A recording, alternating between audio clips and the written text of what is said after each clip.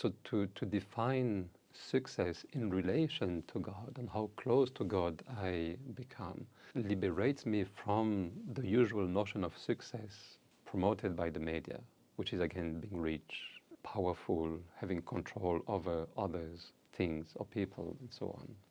So that notion of success, because it is freed from material measures, makes prevail the respect of moral rather than material gain.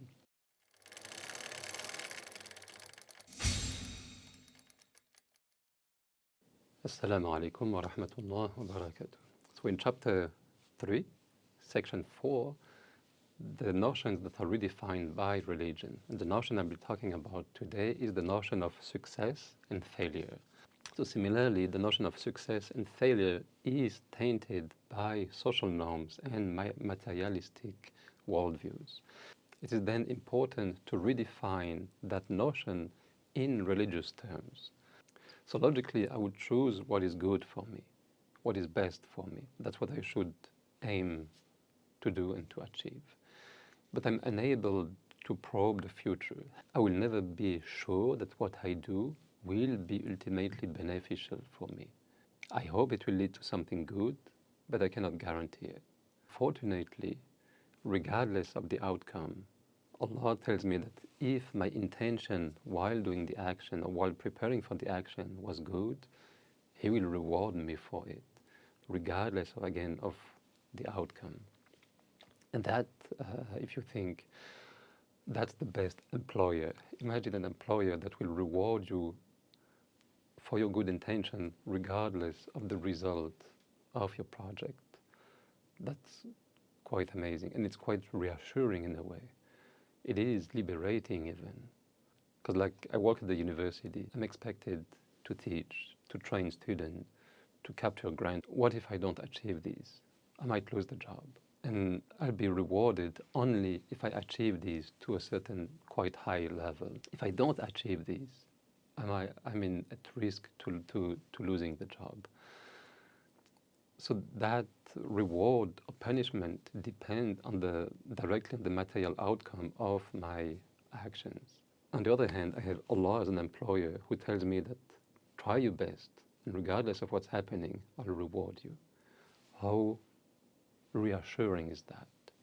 So Allah keeps for Himself the result of each action, and the retribution is based on the intention and the effort you provide, and that's amazing. It's a bit scary in the same time, but it gives an equal chance to every one of us.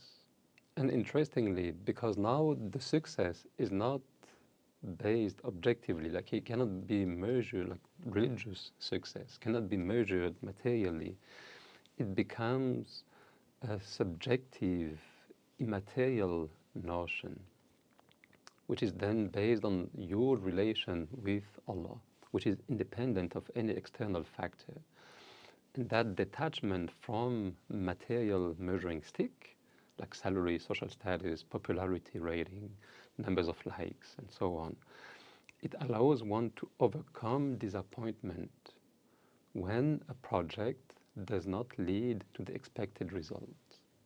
So to give another example, if I do not obtain the job that I applied for, I am asked to believe that not getting the job was the best option for me in the long run. And this posture will allow me to move on and to keep going in my journey.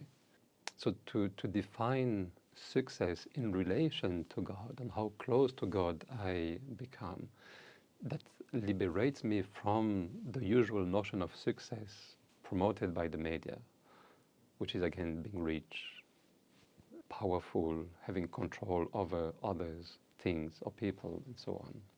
So that notion of success, because it is freed from material measures, it promotes altruism and makes prevail the respect of moral rather than material gain.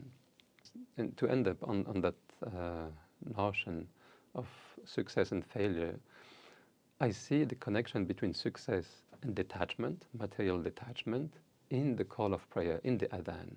So when the believer is asked to successively come to the prayer and then come to success, hayya al-salat, hayya al-falah, salah the prayer, falah the success, like your harvest.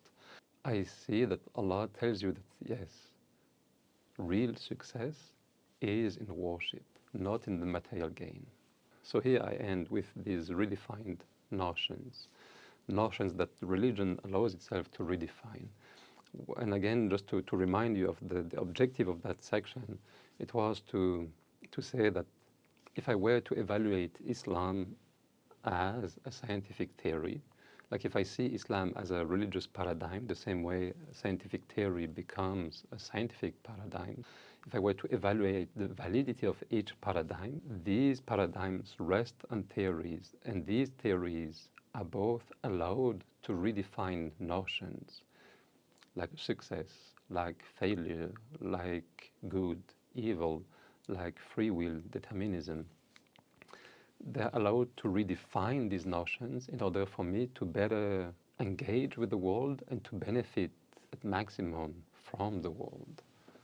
The same way a scientific theory redefines my intuitive notion of the world so that I can better interact with the world and better benefit from it. وجزاك الله خيرا والسلام عليكم ورحمة الله وبركاته.